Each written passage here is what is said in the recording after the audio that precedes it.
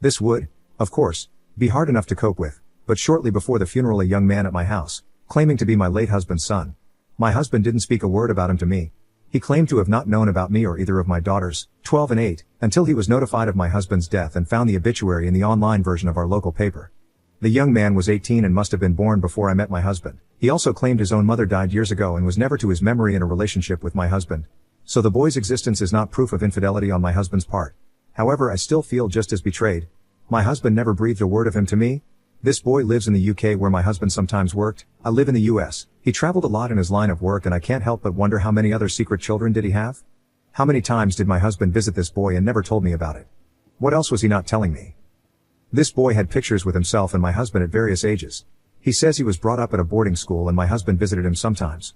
Though I very much want to. I have no reason to doubt his story. The boy asks to come to the funeral. I want to say no, but I feel like I have no right. My kids see me talking to this stranger and poke their heads in to ask what's going on. Before I can stop him, the boy introduces himself to them as their half-brother. Now not only do I have to figure out how to cope with all this information myself, but I also have to find some way to explain it to my children. My 8-yo doesn't seem to get the full implications of her father keeping this kind of secret from all of us, but my 12-yo is clearly upset, although she won't talk about it with me. At the funeral the boy kind of lurked in the corner, but when lunch was served afterwards he approached both my girls and was playing games like tag with my 8-year-old and some of her friends who joined in. I didn't think this was appropriate, and when I told him so he apologized and said he did it to raise her spirits and it's what people did for him when his mother died, to cheer him up. Something about his answer irked me and I got the impression he was trying to manipulate me into feeling sorry for him and using my children to do it. My mom and my sister came over to help me after I got the news about my husband. Of course I talked to them about what was going on and they were shocked. My mom brought up the point that the boy might be after money. All of our important assets were in both of our names and I am the only beneficiary of his life insurance policy. But I was not sure what could happen if he tried to sue. I asked the boy frankly if money is what he was after and he said, "No, I couldn't take any of your money. You have kids to take care of." It irked me the way he said that, as though I was offering money and he was trying to show how good he was by turning it down. It felt as though he expected me to give it to him anyway. I asked the boy what he wanted and he said he wanted to get to know my children because they're his sisters. In my opinion, they might be his sisters, but he's a stranger to them regardless of biological relation. Apparently at the funeral he told my 8-yo he was going to ask me if he could take my girls to the aquarium, and so that got her hopes up about it before I could even make a decision. I said yes only if my mom or sister went with them. I wasn't about to let my girls go with a strange man no matter what. Over the next week he also took my girls to the park, ice cream place, and the lake, with my sister as a chaperone every time. I agreed to this and it was helpful because it gave me a chance to break down and cry to my mom without the girls around. When he left and my 8-yo hugged him and told him not to go and he said, "I promise I'll come visit again." I stepped in and said, "No, I think it would be best if you didn't come back here." He looked hurt and my 8-yo cried, but I was sick of him promising things without getting approval.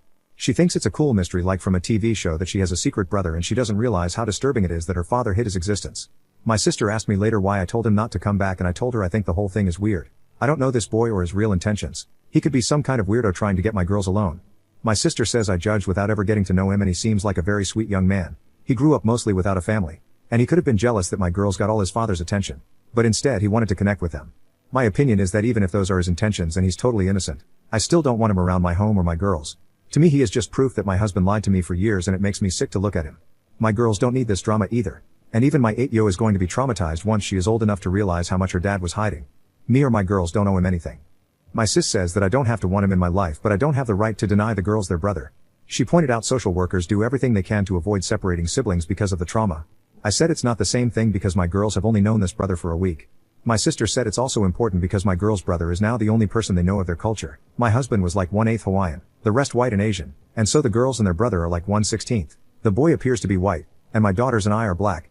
But this boy was raised in the UK and he isn't part of Hawaiian culture, and honestly I think culture is something natural and not something to force because of your genetics. My girls don't live in Hawaii, they live in Oregon, so that is their culture, not black culture or Hawaiian culture.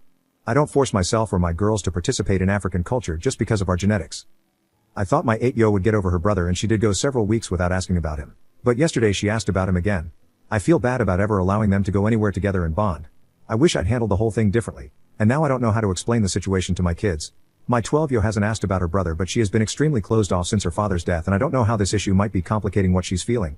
I just need outside opinions to know what to do about this. Most comments were calling OP the asshole or saying she needed to allow her daughters to know their brother. Some people asked OP why she didn't ask for a DNA test, to which she replied these. I thought about maybe asking the boy about a DNA test, but I don't know what it would achieve. I don't want him in my life or my daughter's life either way, and even if the DNA test came back negative it would only raise more questions. And I don't know if it would open up any legal troubles where now I owe the boy money from my husband's estate if it comes up positive. A few comments suggested that the brother might be lying and scamming OP. Like, I'm going with not the jerk. Call me a skeptic but get a DNA test first. Something about this entire situation sounds fishy. I wouldn't even have let my kids hang out with him. The way he phrases his answers does sound manipulative. What people did for him when his mom died. He didn't need to convey this information to you during your husband's funeral, but he did. The way he phrases it sounds like he's trying to make you feel bad for trying to establish boundaries. And yes, it sounds like he's trying to guilt trip and gaslight you, making you feel like you're crazy and paranoid. Further, he didn't outright reject your money. He phrased it yet again in a way that he's fishing for a longer haul. He could have easily said no, I don't want your money, but instead, he said no, I couldn't take any of your money. See the difference? And the moment you let him into you and your kids' lives, he has been persistently around. Offering to take your kids out without you or any adults being present indicates a possibility he's manipulating your young child to get what he wants. The appropriate approach would have been to ask if you, as the parent, is fine with him taking your kids out. He has now heavily inserted himself in you and your kids' lives, all through your children. You need to start asking questions. Alarm bells are ringing in my head. In response to the comments about it being a scam, she initially makes these edits to her post. Well, the comments alerting me to how this might be a scam attempt have opened my eyes. I didn't want to introduce this stranger to my kids, but when he showed up to deliver such shocking news, my children came in and asked what was going on. He introduced himself before I think about how to tell my children. He asked if he could show up to the funeral, and I felt like I couldn't say no to that, but then used it as an in with my children. He offered to them behind my back to take them somewhere, so then I felt like I would be the bad guy if I said no. It rubbed me the wrong way, but I brushed it off. I was in a vulnerable state, not thinking clearly, and he took advantage of that. I should have trusted in my instincts from the beginning. The idea that there could be scammers that prey on grieving families is just horrible, and I had no idea of such a thing. I've contacted a lawyer to figure out how to establish if there is truth to his story and what my legal obligations are to the boy. I'm also going to have a long talk with my sister to see if during their outings he had done any kind of prying that might have led to him learning information about my family that he could use somehow. I'm already in the process of getting therapy for my children and myself. Edit 2. People have been saying a lot of nasty things about me, and I don't think I'm going to get much more productive input out of this. So this is going to be my last post on this topic. I considered taking the post down, but I decided to leave it up so people can be aware that scammers operate like this. That they can be so good at what they do that even hundreds of third-party outsiders will take the scammer's side. In hindsight, I can't believe I didn't see it, and I cannot believe I ever let such a person step foot in my home or even speak to my children. Apparently the goal was not to ask for money right away. It was to get close to me and my children and ask me for money later for a fake emergency. Other commenters elaborated on how it works. If my daughter asks about her brother again, I'll have to tell her she was tricked. I don't want to do that to her unless I'm completely sure. So I most likely will be asking the boy for a DNA test, birth certificate, etc. However, not until I have the chance to speak to a lawyer. Update on May 14th, 2022. I was wrong and I was the jerk. My husband's son, I wasn't trying to demean him by calling him the boy. I was avoiding using names, was telling the truth. My husband's name wasn't on his birth certificate, but the DNA test did show he was related to my kids. He also had more photos, cards and voicemails, tons of evidence to prove that my husband did keep regular contact with him. Apparently the son's grandparents were his legal guardians. My husband occasionally gave them cash as under the table child support. I did notice that husband sometimes made large withdrawals when he went overseas. He said it was because shops there don't take his card. I wanted to believe it was a scam because I thought it made more sense than husband having lied. Talking to my husband's son a bit more revealed he'd been lying to him too. Apparently he told him he was a cowboy and a pro football player. Then when son googled him, he switched to saying he was a gangster who had done prison time. Needless to say, none of that is remotely true. I can't fathom what could possess him to behave this way. Lying to me, lying to his kid, not raising his kid. I'm questioning everything husband ever told me and wondering if it was me who died. Would he have abandoned our kids as well? I feel horrible for that boy. I'm in therapy and working on ways to cope and forgive husband for my own peace of mind. She's helped me work out why I reacted to husband's son the way I did. I thought he was manipulating me and my kids, but what I actually sensed was that he wanted something from me and my kids. I felt like me and my daughters were not in a place to give anything emotionally or financially, so I recoiled from him. But that doesn't mean he's a threat. My kids went to therapy as well. 12-yo has weekly sessions. However, my 8-yo hated it, so I've pulled her out for now. Many people have shared their own stories of being separated from bio relations and the effect it had on them. I don't understand it because genes don't mean much to me. However, I don't have to understand to respect it. I personally don't feel like I'm in any place to have any kind of relationship with husband's son, and I don't think he wants one with me. He now appears scared of me, which I do feel bad about. I wasn't trying to hurt him or scare him, but I will allow him to visit sometime if my girls want to see him. Sis agreed to continue to supervise. As far as money goes, the lawyer advised me that there aren't many assets that son is entitled to because they were in both my and my husband's name, except for a few investment accounts that were only in my husband's name. Thankfully not where the majority of our savings are. I know people think I'm an evil witch for caring about money, but I need it to feed, clothe, and educate my own children. OP posts again to our /stepparents on June 12, 2023. I don't feel like I really count as a stepparent. I don't know if I'm in the right place for this. When I went to other subs for advice, it felt like an angry mob, and I'm hoping people here might be able to relate to some of the things I'm going through. I didn't know my husband had a son until after I became a widow. His son is 18 and lives in the UK, where my husband regularly visited him without telling me. My husband apparently kept our family, myself and my 2 daughters, 13 and 8, a secret from his son as well. The son found out about us after my husband died and showed up at my door to introduce himself. I didn't handle it well at the time. I was in a fog and not prepared to process anything, let alone the fact that my husband had been hiding a secret of such magnitude from me. I let him get close to my daughters, but when he said he would come back to visit, I reacted negatively and told him not to come back. After talking things through with my mother and sister, I realized that I didn't have the right to keep my daughters from their brother if they wanted a relationship with him. I reached out to the boy to confirm his story and decide on a time to visit. It was supposed to be late next month. My sister was supposed to come out and help and supervise all interaction between my children and their brother, because I am not mentally prepared to be around him and I'm not sure I ever will be. Even though I know my feelings are irrational, I honestly want nothing to do with this boy. I know my husband's behavior is not his fault and that he is a victim, too, but even just looking at his face is a reminder that my husband lied to me for our entire relationship. If I had known he had a child, I might have chosen a different life. I got pregnant in college with my oldest. He was older with a stable job and able to provide for me and my child. He made all these promises: he'd take care of me, he'd take care of our baby, he'd help me get through college, he'd be the good father he never had. And he already had a child he wasn't raising. God. If I'd known that, I might have had an abortion and walked away. I fell in love with him when he said those things, and now I feel like the person I fell in love with never even existed. I don't know if he ever loved me or our kids. I don't know if he was playing a game with us, or using us to build an image. I don't know if he was faithful to me on all those overseas trips. I can't trust anything he ever told me anymore. None of this is his son's fault. He's innocent. I know that. But even remembering his existence brings up so many feelings I can't deal with. Which is why my sister said she would help supervise. She played chaperone when my husband's son was getting to know my kids eventually. She said she'd be willing to do it again. We picked a time and she said she'd be there. Today, she tells me she can't do it. Her job is understaffed and she can't get the time off work. My mom can't do it either. She has a surgery coming up and won't be able to travel. My dad will also need to be home to take care of her. I am not going to leave my kids alone with their brother, what my sister suggested, since he is frankly still a stranger to me, and to them. There might be a 99% chance he has pure intentions, but that 1% chance isn't one I'm willing to take. There are all kinds of stories out there about children being abused by trusted family members. So my only options are to cancel the visit, which my kids, especially my 8-yo, are looking forward to, and I don't want to take away one of the few things they've been able to feel happy about since my husband died, or be the chaperone myself. This will also mean I need to take time off work. I can manage, but it's not ideal. I just don't think I can do it. I didn't choose to be a stepmother. I'm sure the boy doesn't really want me as one either.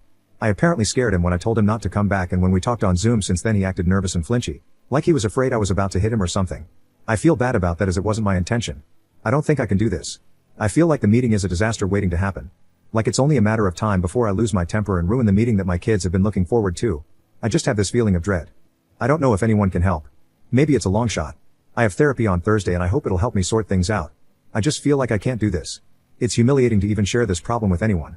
And even if I try to talk things out with one of the few people I do trust, it's always think about your kids, think about your husband's son, put yourself in their shoes. People even show more sympathy for my husband than me. Maybe it was a coping mechanism for his childhood trauma. Maybe he had a good reason. I'm just burnt out on putting everyone else first and trying to fill the role of both parents for my kids right now. I feel like it's only so long before I snap and the rope just got a lot thinner. Edit. Thank you for the kind words and advice. When I posted I was thrown for the low P and on the verge of a mental breakdown. Having had time to sleep on it, I feel that things are going to turn out okay. I'll look into some of your suggestions, such as professional nanny/babysitting services, to go along with them. My sister has also said she may be able to work remotely during those weeks and be able to supervise while the kids hang out in his hotel room, McDonald's, library, or somewhere else while she can work while watching. Not ideal because it means they would have to cancel some planned activities. Canceling or postponing the trip would be a last resort. I won't make any decision rashly. I'm going to take a few days to think about things, talk it out with my therapist on Thursday, and have a definite answer by Monday. It might not be impossible for me to supervise. At first I panicked because I didn't think I would have to and felt unprepared, but I might be able to psych myself up for it with time. I've been through worse trials than this. Sometimes I just need to remind myself that I'm stronger than I feel. I appreciate the kindness and civility from this community. I wasn't sure if my post belonged here, but you all seem much more understanding than other subs and I truly appreciate it. An update posted to our /stepparents August 7th, 2022. I don't think I'm going to post in this community anymore, as I don't really count as a step-parent, but I got some kind words from people here previously. I just wanted to say thank you all for being kind to me and presenting me with solutions when I was overwhelmed and panicking. And let you all know how the visit went. He stayed for about 1.5 weeks. Before he came over we talked a few times on Zoom, with me, him, and his grandparents. I told him my sister was not going to be able to supervise and I was frank about how apprehensive I was feeling about being the one to supervise. I don't think he was thrilled about me supervising either. He knew and felt comfortable with my sister, not me, so the feeling was mutual. But we decided to go ahead with the visit anyway. We made a few changes in what they had previously planned when my sister was going to supervise, but not many. We also discussed contingency plans for if something went wrong and one of us needed space. Just knowing that I would have an out if I needed it was a huge relief and helped immensely. Overall things went relatively well. He and I were civil. I got uncomfortable but not to the point where I couldn't cope. He and my girls got along well. With the exception of one incident, when my girls got into a spat with each other, and he tried to intervene, which made them both mad at him. But it was quickly resolved after each girl had their time stewing about it. I will say he was very good with both my girls, but especially my 8-yo, who has been having a very difficult time lately even before her father died. She's been struggling a lot with school and trying to find the right treatment for multiple diagnoses. She's been acting out and been very easily frustrating for a lot of the adults in her life including me. I admit, I love her and I do my best but she is difficult sometimes. But with her brother, it's like they are kindred spirits or something. He was a real trope, her acting out scenes from the movie Encanto with her over and over. I realize it is probably really good for her to have an adult in her life who doesn't want anything from her except to spend time with her. Before the boy left I gave him a thank you card expressing this to him and that I do genuinely hope he chooses to stay involved. Overall it was a positive thing. I'm glad we went ahead with the visit. And thank you again to those of you who left supportive comments. It was a much better experience posting here than when I tried to seek advice in other subs. OP hasn't posted again about any issues with her daughter's brother. When I reached out to her for any updates, I got this reply, August 30th, 2023. Thanks for the sympathy. Things are more or less the same but I'm learning to live with it better and better each day. I got my 9-yo daughter into equestrian therapy which she enjoys. We have made a point to not call it therapy, and it is probably good for her but it hasn't made a noticeable difference in how she seems to be behaving or coping. She's still at her old school, but I have made the decision that if a spot opens in the charter school she'll definitely be switching. My 14-yo is bouncing back a little better and enjoying her first year of high school so far. The high school is large with lots of options for extracurriculars and such that are very little cost which I think is good for her since she was previously involved in a lot and we had to cut back due to financial constraints after my husband died. My husband's son came for another visit last month. It didn't go as well. He brought his girlfriend. She was polite but not very interested in my girls. I think my 9-yo was a bit jealous that she had to share her brother's attention with the girlfriend and was a bit mopey and prone to mini meltdowns during that time. So it wasn't the most fun time ever for anyone. Unfortunately, my husband's son and his girlfriend are invited to Thanksgiving at my parents' house. We'll see how that goes. I at least feel more accepting of him being around now. Last year it was hard to even look at him. I know, none of this is his fault, but it was hard to see him as his own person and not just a reminder that my husband lied, and this year I felt a little better. I still don't know and I'm just trying to accept that I never will know why my husband lied to me or how much he lied about. The best I can figure is that it was some kind of coping mechanism that he developed growing up in foster care to keep all his different families separate from each other, if that makes sense. He didn't keep in touch with anyone he grew up with, not former foster family but also not even friends from back then, nor did he ever even talk about them.